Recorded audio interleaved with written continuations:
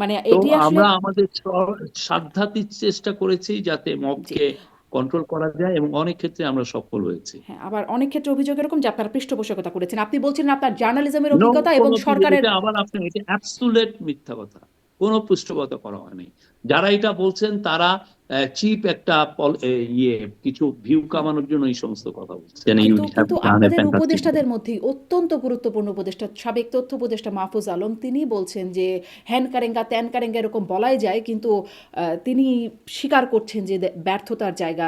আসলে নতুন বন্দোবস্তের যেই প্রতিশ্রুতি তারা দিয়েছিলেন সেটি করতে পারেন নাই। জনগণের মধ্যে তিনি হতাশা দেখতে পান, আস্থাহীনতা দেখতে পান। মানে গণ অভ্যুত্থানের মাস্টার মাইন্ড খ্যাত মানে সেই ব্যক্তি অন্যতম গুরুত্বপূর্ণ, তিনি এরকম কথা বলছেন। না, আমি ওনার পুরো ইয়েটা পড়ি নাই। উনি কোন প্রেক্ষিতে এই কথাটা বলেছেন আমি জানি না। বাট আমি যেটা এই চিফ অ্যাডভাইজারের সাথে কাজ করে আমরা যেটা দেখছি, আর আমার আগে গভর্নমেন্ট, আমি জার্নালিজম করেছি 30 বছর, প্রত্যেকটা গভর্নমেন্টকে আমি 30 বছরের প্রত্যেকটা গভর্নমেন্টকে আমি কাভার করেছি। আমি বলবো যে এরা যে এই গভর্নমেন্ট যে কাজটা করেছে এবং যে চ্যালেঞ্জের মধ্যে এসে এই যে কাজগুলো করেছে, এইরকম অতুলনীয় কাজ। জি। এটা খুবই টাফ একটা। আপনার ব্যুরোক্রেসি, একটা ব্রোকেন ব্যুরোক্রেসি। আপনার পুলিশের আপনার কোনো রকমের কোনো আস্থা ছিল না যখন আমরা আসি, তাদের কনফিডেন্সের অভাব ছিল। এবং আপনি বাংলাদেশের যে ইকোনমির যে করুণ দশায় রেখে গিয়েছিল, সেইখান থেকে এই দেশকে তুলে এনে এই একটা রেসপেক্টের জায়গায় আনা, পিস অ্যান্ড স্টেবিলিটি রেস্টোর করা। আপনি ধরেন জুলাই আগস্টের পরে যদি এক ধরনের হানাহানি হতো, এ ওকে মারছে, ও ওকে মারছে, সেটা তো হয় নাই। এ দেশে আমরা তো এক ধরনের পিস অ্যান্ড স্টেবিলিটি হয়েছে হচ্ছে। তো, মব কিছু মবের কিছু ঘটনা আইসোলেটেড অনেক ঘটেছে, মানে সেটা আনপ্রেসিডেন্টেড মবের ছিল। ঘটনা বাংলাদেশের হিস্টোরিক্যালি অনেক জায়গায় হয়েছে। আপনি মবের ঘটনা যদি আপনি বলেন, আপনি আপনি তো নিউ ইয়র্কে থাকেন। নিউ ইয়র্ক টাইমসের 1972 14-15 মার্চের আপনি রিপোর্ট দেখেন খুলনায়। সেখানে বিহারিদেরকে কচুকাটা করা হয়েছে, ওদের রিপোর্ট অনুযায়ী 1000 বিহারিকে মারা হয়েছে সেই 1972। রিপোর্টটার উপরে আপনি ভরসা করছেন, আর বর্তমানে যে রিপোর্টগুলো আসছে সেগুলোর উপর আমি কেন না? আমি মবের ঘটনা আপনি দেখেন, শেখ হাসিনা লগি বইটা দিয়ে এনে নিজে মব তৈরি করে 12 জনকে পিটিয়ে মেরে ফেলেছেন। মব এগুলো হয় না? এগুলো কি মব ছিল না? নিশ্চয়ই, নিশ্চয়ই।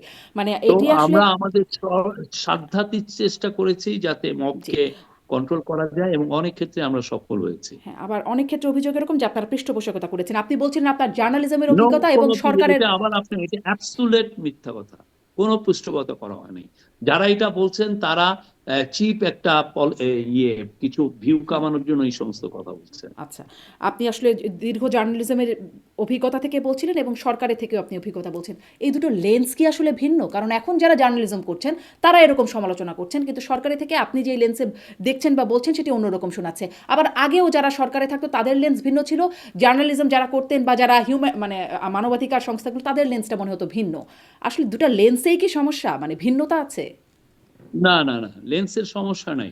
এটা হচ্ছে আপনার আন্ডারস্ট্যান্ডিং এ আপনি কিভাবে, আপনি একটা যেটা হচ্ছে যে আমরা যারা বাইরে থাকি, যারা গভর্নমেন্ট কিভাবে অপারেট করে এটা অনেক হুম। ক্ষেত্রে জানি না। গভর্নমেন্ট একটা যখন একটা ডিসিশন নেয় তখন অন্তত 100টা ভাবনা থেকে সে ডিসিশন নিতে পারে।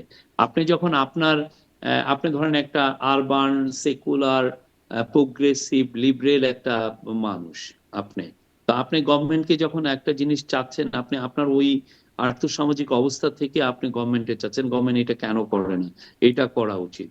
কিন্তু গভর্নমেন্টকে আপনি তো সবসময় তো গভর্নমেন্ট ওই কাজটা করতে পারে না। এই জন্য পারে না, তো গভর্নমেন্টের পুরো সবার চিন্তাটা করতে হয়, সব ধরনের মানুষের কথা চিন্তা করতে হয়।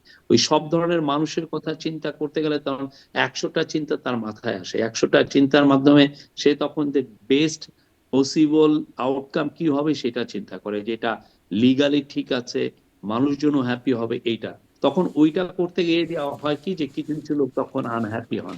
হ্যাঁ, গভর্নমেন্ট এটা ঠিক করলো, এটা ঠিক করেনি, এই বিষয়টা। এখন আপনি যদি গভর্নমেন্টের কাজগুলো খুব নিবিড় ভাবে না পর্যবেক্ষণ করেন, সেক্ষেত্রে অনেক কিছু জানা যায় না। জি। আর এই গভর্নমেন্ট তো খুব ট্রান্সপারেন্ট ছিল অল থ্রু। এটা যে হাসিনার গভর্নমেন্টের ধারে কাছে না, তারা যা করেছে সবই গোপনে করেছে। এক উপরে দিয়ে বলছে যে হ্যাঁ আমরা অনেক ভালো কাজ করছি, সাংবাদিকরা মিথ্যা কথা বলে, ভিতরে ভিতরে তারা গুম করাচ্ছেন হাজার হাজার মানুষকে।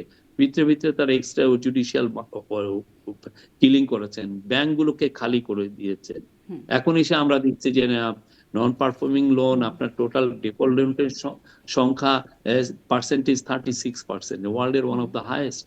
এটা কে করেছে? হাসিনা করে গেছে। জি তো এই মানে জিনিসগুলো তো তখন এগুলো আসতেই জি দেয়নি। জি তারা তাদের মতো মিনিমাম ট্রান্সপারেন্সি রাখে না। আর আমাদের ক্ষেত্রে আমরা বলবো 100% জি জি, এটি ট্রান্সপারেন্সি। তো আসলে গণ অভ্যুত্থানের আগের অবস্থাটা যেরকম সেটি তো একটা নজিরবিহীন অবস্থা, কিন্তু সেটি বাদ দিয়েও যদি বলি বরাবরই আগের গভর্নমেন্টের কি কি ত্রুটি বিচ্যুতি ছিল সেটি পরের গভর্নমেন্ট আসলেই মানে সেটি বের হয়।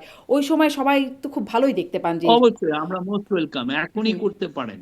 আমরা কারো মুখ বন্ধ করছি না, কোন জি সাংবাদিককে বলছি না যে না আপনি এই রিপোর্টটা জি, করবেন না। কিন্তু সেটি আসলে মোস্ট বিশ্বাসযোগ্যতা ওয়েলকাম, আপনি পাবে এখনই কিনা করেন, বা আপনারা আমার অ্যাকসেপ্ট করবেন নিয়ে না রিজেক্ট করতে করবেন। পারেন, আমাদের গভর্নমেন্ট নিয়ে করতে পারেন, মোস্ট ওয়েলকাম।